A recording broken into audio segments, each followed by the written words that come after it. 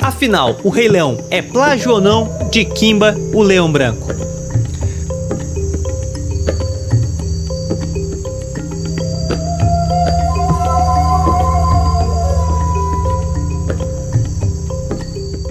Fala, meus queridos, eu sou Pedro Gonçalves e hoje vamos falar sobre essa obra do grande Osamu Tezuka, que por anos circula na internet, tem posts, tem vídeos, tem muita coisa no YouTube falando que a Disney plagiou na cara dura a obra de Kimba, o Leão Branco.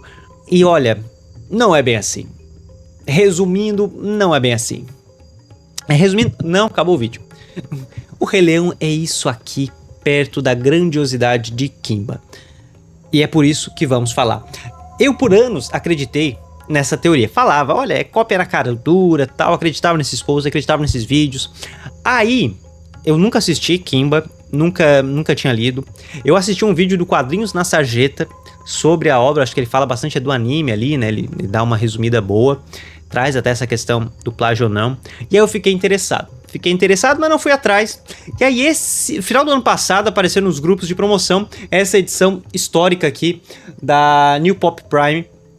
E aí eu comprei pra ler esse calhamaço todo que compila tudo, todas as histórias, né, volume único de Kimba. E realmente o negócio é muito diferente. É muito diferente. Mais do que discutir plágio, falar de Kimba é falar sobre ética, poder, ciência e principalmente comportamento humano. Eu tô lendo Kimba, eu terminei o Kimba, tô lendo os Astro Boy, comprei os 3 volumes. E o Tezuka gostava muito de falar sobre comportamento humano. Ele gostava de trabalhar comportamento humano. Isso é interessantíssimo. E aí vamos lá. Os plágios. Vamos tirar isso aí já do início. Não existe plágio. O que existe é uma nítida inspiração no design. Tá? Inspiração no design. Tá, beleza, tem o leão da selva ali. Tem o leão que tem uma cicatriz. Uma ave. Tem cenas bem inspiradas ao olhar para o céu e ver seu pai. Inspiradíssimas. Tem uma inspiração visual nítida. Tem uma inspiração visual muito nítida. Os animadores de Rei Leão conheciam muito bem Kimba e tiveram uma inspiração nítida. Porém, contudo, entretanto, todavia, narrativa não. Narrativa é bem diferente. E é por isso que é fácil fazer esses posts e os vídeos. Porque daí o pessoal pega as imagens e fala, ó, plágio. Tem o Scar, tem o Zazu, tem N outras coisas. Era Zazu? Não tô lembrando agora. Enfim, tem a ave, tem a cena do céu. Isso é fácil, visualmente tem muita inspiração. Agora em história é outra coisa. Enquanto o Rei Leão ele adapta, de certa forma adapta Hamlet, né? Ele tem essa jornada individual, o herói que foge, depois retorna para assumir o trono, a vingança. O Kimba é bem diferente. O Kimba ele traz uma análise de comportamento humano. A pergunta é quem deve governar, como devemos viver, como devemos agir. Tem N dúvidas e críticas sociais que são colocadas ali. E aí eu vou fazer um breve resumo aqui para você entender qual que é a trama de Kimba. Então, na história, nós temos Kimba, que é filho de Panja, o grande leão branco, que vive em conflito com os humanos, né, em nítido conflito ali com os humanos. É um grande herói, esse leão branco é um grande herói ali da selva africana. E aí Panja rouba alimento das tribos, ele não caça ali os animais, ele rouba o alimento da tribo. E essa tribo chama caçadores europeus para matá-lo. A mãe de Kimba é capturada, eles percebem que eles não conseguem capturar o Panja, e aí eles fazem o quê? Catam a fêmea. Vamos catar a fêmea, o Panja vai vir defendê-la, e aí nós capturamos. Dá certo, conseguem matar, eles pegam uma pedra preciosa dessa tribo, e capturado a fêmea grávida, levam de volta para a Europa para expor. E é uma das cenas, na minha opinião, muito fortes, uma das mais fortes ali de Kimba, que é o nascimento dele na jaula num navio, e ela diz para ele pular. E ele fala, não quero, mamãe, não quero pular.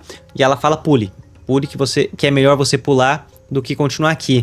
E ali é uma nítida alegoria aos navios negreiros, onde os escravizados preferiam pular, né, morrer em mar aberto, a viver a escravidão. Então é uma cena muito forte quando ela diz para ele pular do navio. E a gente tá falando de uma obra dos anos 50.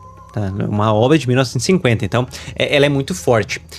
E após naufragar, o Kimba ele é resgatado por humanos, ele passa... Eu tô até lendo aqui o meu resumo para não esquecer, porque é importante a gente entender isso.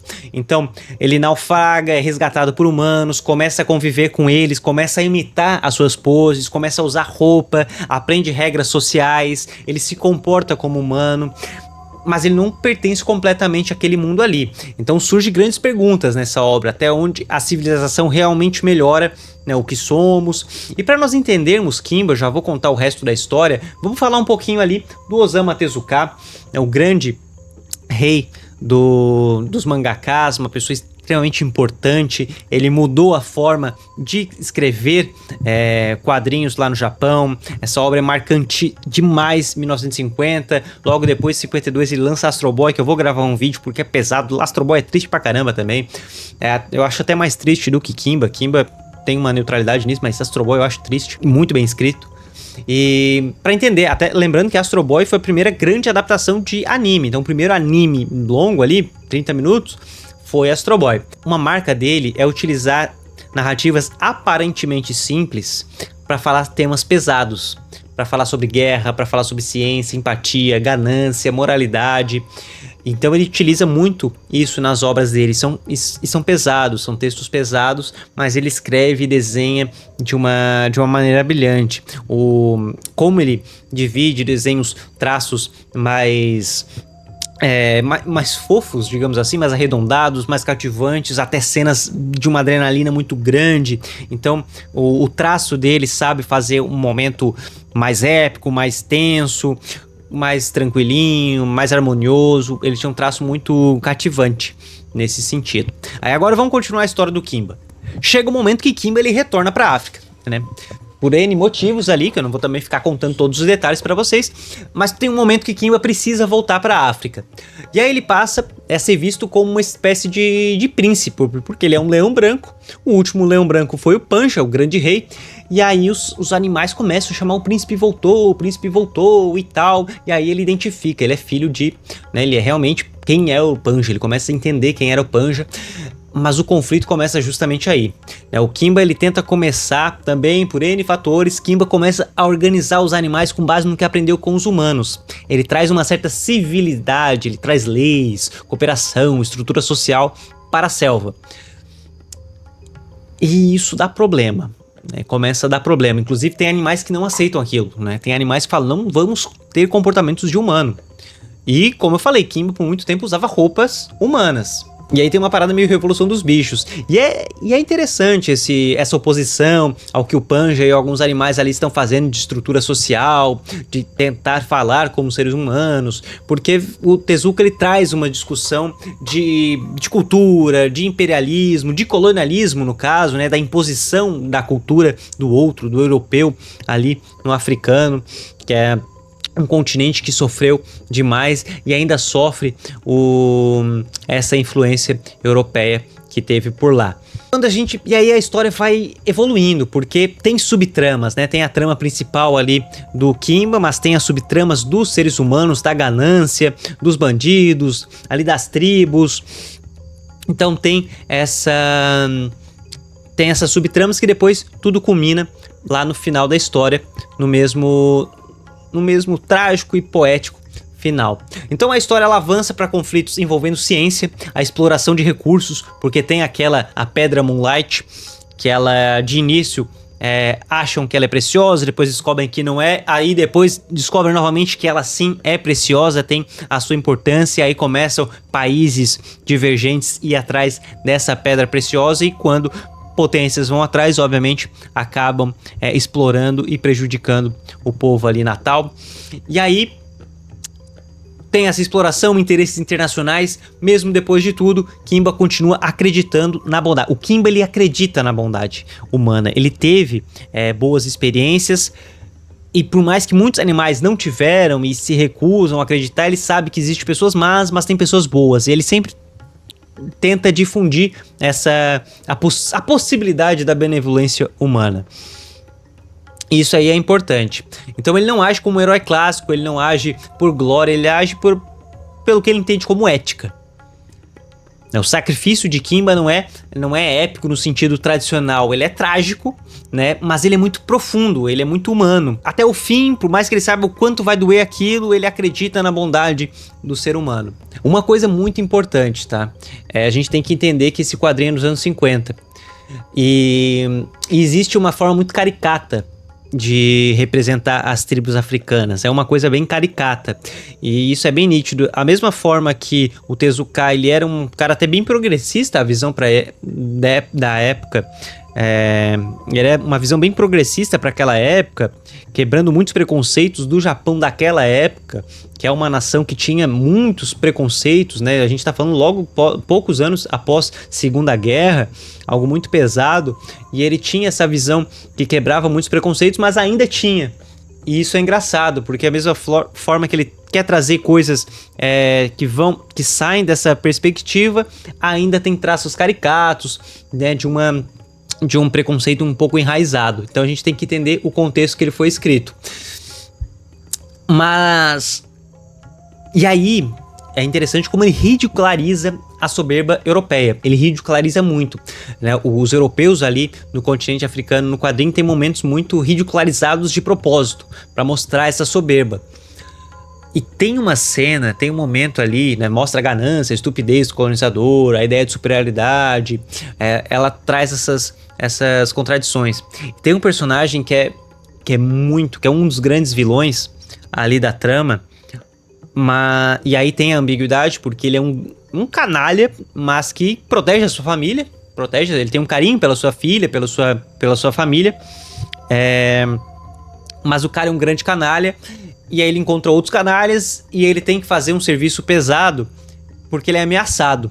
E tem um momento que ameaçam ele, falando: se você não nos ajudar, a gente vai te denunciar, porque a gente sabe o que tu fez na Segunda Guerra, nós sabemos quem tu é. Então tu percebe, e ali, eu achei um dos momentos mais pesados. Eu fui marcando aqui pra escrever o vídeo, eu fui selecionando, e tá aqui, o nazista escondido. O cara, o que ele fez na Segunda Guerra, ele tava com uma outra identidade, tal, mas os caras sabiam quem ele era, e olha, se tu não cometer tal crime, a gente sabe como tu trabalha, a gente vai te denunciar. Então ali eu achei pesado pra caramba. Então as subtramas do Kimba, elas são muito pesadas, mas tudo culmina, né, a se encontrarem lá no final. E aí voltando, o Kimba, ele tem filhos, os filhos começam pela essa positividade que o pai dele fala sobre os humanos, tem um filho que quer conhecer, e aí esse filho foge para a Europa para ter esse contato com os europeus. A mãe, a esposa de Kimba, ela entra em uma depressão profunda. A filha do Kimba fica ali por conta dessa depressão profunda. Depois, tem uma visita. Oi, tudo bem? Tô gravando um videozinho aqui, tá? Quer participar? E aí, por conta dessa depressão profunda, junta com um vírus que tá matando, dizimando muitos animais, ela acaba morrendo. A filha do Kimba, ela também é contaminada, e aí um grupo de europeus chegam ali, de cientistas, e eles têm o antídoto. Kimba, numa necessidade muito grande de salvar a vida dos seus colegas, seus animais ali, do seu reino criado, ele fala: eu faço qualquer acordo para você salvar a minha filha e todos aqui, os que ainda restam. E aí ele faz um acordo muito pesado, mas, como ele falou, ele acredita na bondade. Ele sabe que muitos ali eram canalhas, eram pessoas realmente que queriam mal, que queriam dominar, que queriam explorar, mas ele é um leão de palavra. E aí ele faz o acordo, salva todos, pede pra filha reinar. Ele fala: olha, se acontecer alguma coisa comigo, nesse caminho que eu vou, e tudo vinculado àquela pedra preciosa, porque tem uma montanha que aparece de vez em quando no continente, uma montanha nevada, um pico muito grande, e eles querem chegar até lá para dominar isso. E aí o Kimba fala que vai levá-los até lá, se salvarem. Então tem toda essa troca. A escalada tem alguns capítulos que são dessa escalada, é um drama pesadíssimo, é pesado, a forma, a tragédia ali é muito forte, né? Essa preocupação se o filho realmente morreu, se vai voltar, e a experiência que ele tá tendo lá na África, tá na Europa, conhecendo a Europa, depois retornar, mas quando ele retorna, ele percebe que os pais não estão mais ali, que tudo mudou, e aí tem um sentimento ambíguo entre voltei, minha irmã está aqui, o povo está aqui, mas será que morreram por minha culpa? Enfim, e aí esse sentimento de culpa termina ali num sentimento muito, muito ambíguo, como eu já falei essas palavras umas 2, 3 vezes aqui, mas para mostrar como o Tezuka, ele tinha um texto muito refinado, que mostrava diversos sentimentos nos personagens, humanizando muito e até questionando essa humanidade. Então, assim, Kimba, o Leão Branco, não é um precursor de O Rei Leão. O Rei Leão, ele toma ele vai pro caminho do Shakespeare ali, e o Tezuka, ele fez uma obra muito, muito mais ambiciosa. Até falar que o Rei Leão copiou é até um insulto, de certa forma. Não que o Rei Leão seja ruim, pelo contrário, eu adoro o Rei Leão, gosto muito, mas é outra história, uma adaptação até de Hamlet ali, enquanto Kimba é uma obra muito ambiciosa, é um ensaio sobre ética, poder, ciência, ganância, a consequência das escolhas humanas. E se você procura uma história simples sobre animais, talvez Kimba não seja o que você espera. Vai ver o Rei Leão mesmo, que daí é mais simples. Agora, se você quer uma coisa complexa, que tem muita informação, mas de forma tão bem trabalhada, um texto muito bom, o desenho, uma delícia, Kimba vai te surpreender e muito, Então, se você gosta de obras que discutem, né, essa essência humana, as qualidades e os defeitos do ser humano, com certeza Kimba é surpreendentemente atual, você vai gostar demais, sabe? E é algo que eu identifico também em um Astro Boy, com certeza vou trazer aí pra vocês. Estou lendo os 3 volumes, mas como eu falei, Astro Boy é triste, e eu tô louco pra falar sobre, sobre Astro Boy. Mas enfim, Kimba, o Leão Branco, é uma história maravilhosa. Toda a jornada de Kimba, ela é muito surpreendente, e como eu falei, eu tinha visto o vídeo, mas ainda assim eu tava com uma visão um pouco turva, e só lendo para entender a grandiosidade dessa obra.